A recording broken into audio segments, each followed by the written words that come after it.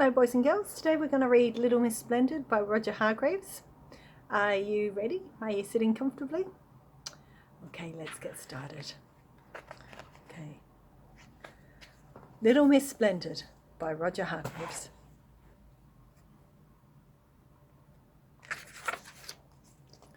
Nothing was too grand for Little Miss Splendid. She lived in a huge house surrounded by large gardens. She slept in an enormous bed with silk sheets and silk pillowcases. She bathed in a gold bath.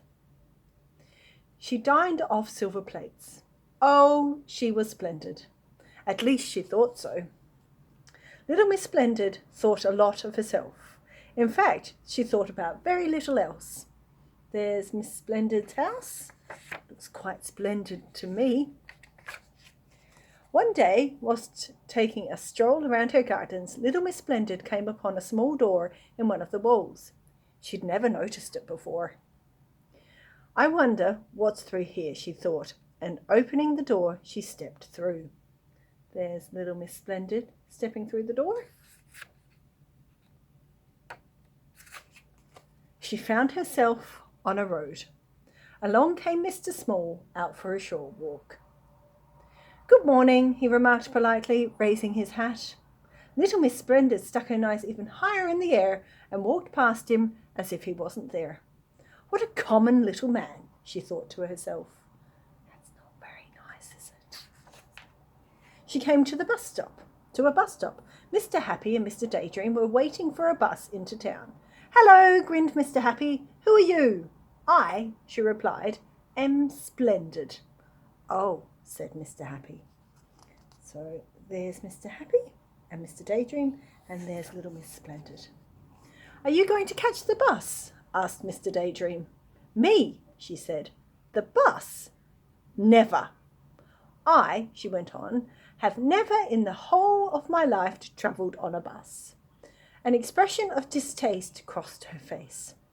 "You have to sit next to people on buses," she went on, "and that would never do." "Oh," said Mr. Happy, and he scratched his head. He couldn't think of anything to say. Miss Splendid walked off with her nose very high in the air. Like this. Miss Splendid arrived in town.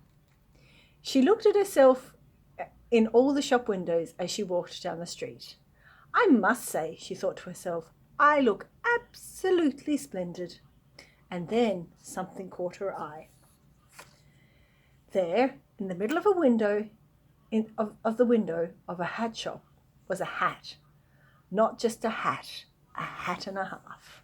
The most magnificent, scrumptious, desirable, gorgeous, spectacular, amazing, splendid hat you've ever seen. Is the hat? Isn't that splendid? Miss Splendid marched into the shop.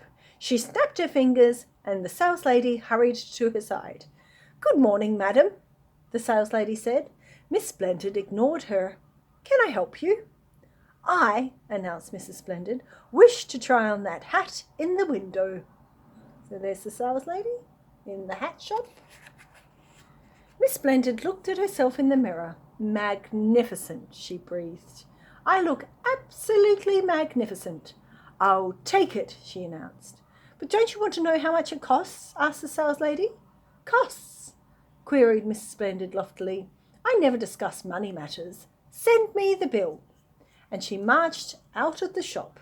There's Little Miss Splendid and her splendid hat. Little Miss Splendid stood on the pavement and held up her hand. "Taxi," she announced in a loud, important voice. A taxi stopped. "Take me home," she ordered, and went to get in, but of course she couldn't. Her new hat was much too large to fit through the taxi door. "Driver," she said, "you should purchase yourself a larger taxi. In the meantime," she went on, "I shall walk." Ooh, wonder what's going to happen to her on her walk. The taxi driver grinned. Little Miss Splendid walked along. "Perhaps it's better to walk," she thought to herself, "so that everyone has the chance to admire my magnificent new hat." But then it happened. Ooh, what do you think's happened? It started to rain. And the trouble was, the more it started to rain, the more it rained. And the trouble was, the more it rained, the more Mrs. Splendid got wet. And the trouble was, the wetter she got, the wetter her hat got. What a sorry sight. Don't you agree? So there's Miss Splendid in her splendid hat in the rain shower.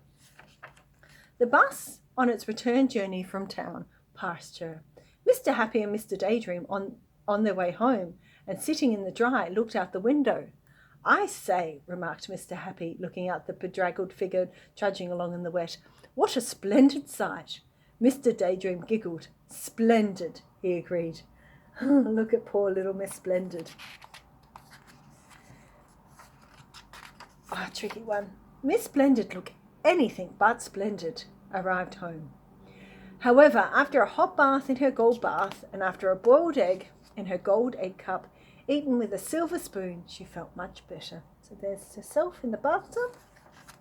In fact, later on, she spent an extremely pleasant evening looking at, well, what do you think she spent all evening looking at? No, not television. Herself in the mirror. Little Miss Splendid by Roger Hargreaves.